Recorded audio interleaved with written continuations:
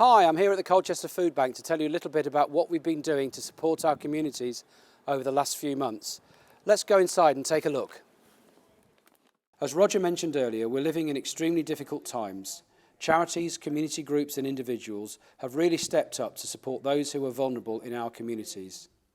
We're proud to be at the heart of our communities and wanted to do as much as we can to help those who need it most. In April, our board agreed to set up the Community Cares Fund, diverting all available community funds to our supported areas of young people's mental health and well-being, food poverty, food waste and supporting our ageing population. Our initial pot of £230,000 was quickly added to by our generous members who have diverted over £139,000 of their dividends to the fund, giving us a total of nearly £370,000 to support our communities. Since our fund was launched, we've donated over £250,000 to local good causes. In the first wave of donations, we provided a total of £75,000 that was used to support Age UK across our region, 22 local food banks and community foundations in Essex, Suffolk and Norfolk. We also provided much needed emergency funding for Waveney Food Bank, who risked closure as their financial reserves were depleted. Working with our local community foundations, we provided £45,000 to support children and young people who have been affected by domestic violence, which has sadly increased over the recent months. I'd now like to hand over to Sally Winston, Chief Executive of the Lighthouse Women's Aid in Ipswich, to tell us all about how they have used their donation. I just want to say a huge thank you to the East of England Co-op.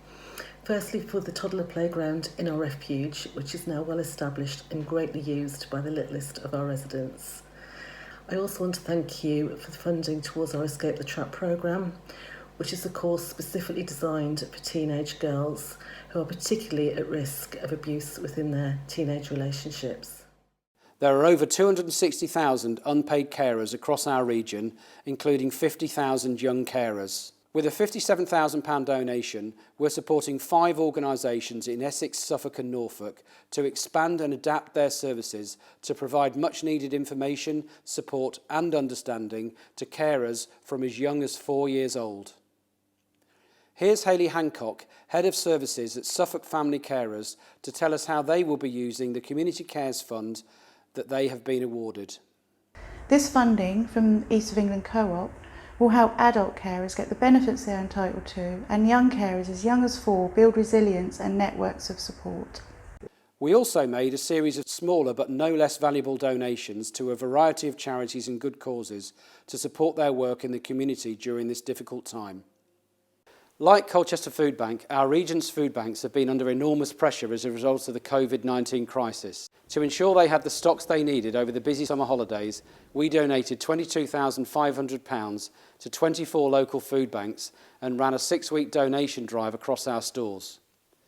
Thanks to our amazing colleagues and generous members and customers, we collected 4.7 tonnes of food items. That's an astonishing 3 tonnes more than the same time last year, and enough food to make over 2,000 meals. So Michael, can I ask you how the holiday hunger campaign has helped you here at the Colchester Food Bank? Well, it's helped us feed 50 extra families a week, more than we would normally do, and that has made a real difference to their lives, so thank you very much. Making sure that everyone has access to the food they need has been an issue that has very much come to the fore over the last few months, not least with the campaign run by Manchester United and England footballer Marcus Rashford. In September, we were delighted to join forces with Marcus and sign up to the Child Food Poverty Task Force to support the call for the government to increase the value of Healthy Start vouchers from £3.10 to £4.25.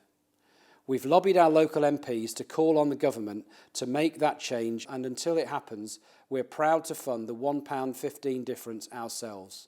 In November, we'll be bringing together representatives from charities, community groups and local authorities to discuss the issue of food poverty in our region and what can be done going forward to tackle this important issue. Our community engagement team have been out and about in our communities, safely supporting community groups with deliveries, litter picks and attending events such as the Aldborough Food and Drink Festival. We recognise the hard work of our region's teachers by delivering tea and biscuits to primary schools who stayed open for the children of key workers, and acknowledge the gratitude of parents who were homeschooling for the support schools have given them. We have been moved by the many people in our community who have rallied to support and do good amid the crisis. And during Co-op's fortnight, we thank 10 individuals who were nominated for being a community hero by our members and customers. Over the last few months, we've seen local charities and community groups adapting their services and creating new ways to support the people who need it most. We've also sadly seen some charities disappear. Our lives continue to be affected by the coronavirus. We don't know what the future holds. We do know this is a marathon and not a sprint.